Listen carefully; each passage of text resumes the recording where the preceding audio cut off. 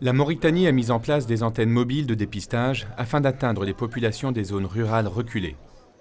Ces centres ont permis de dépister près de 10 000 personnes en 2008 contre un petit millier auparavant. Il s'agissait pour beaucoup d'entre elles de leur premier test de dépistage. À l'ouverture du centre, on avait à peu près le tiers des patients, c'était des femmes. Aujourd'hui, nous avons plus de la moitié des femmes.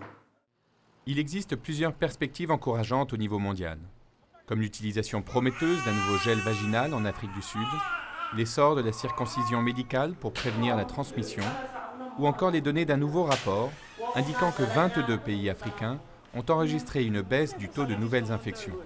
Le nombre de séropositifs dans le monde reste stable, avec 33,3 millions de personnes contaminées.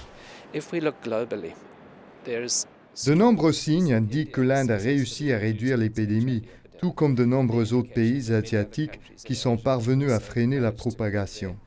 Mais au niveau mondial, le tableau est contrasté.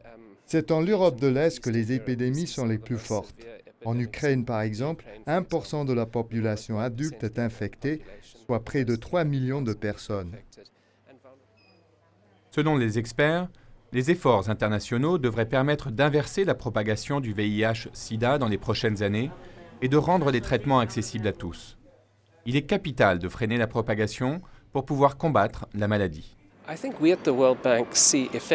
Nous considérons à la Banque mondiale qu'une prévention efficace est cruciale, car il ne faut pas oublier que pour une personne mise sous traitement, il y a encore au moins 2 nouvelles infections. Il faut absolument arrêter la propagation pour que les traitements soient viables.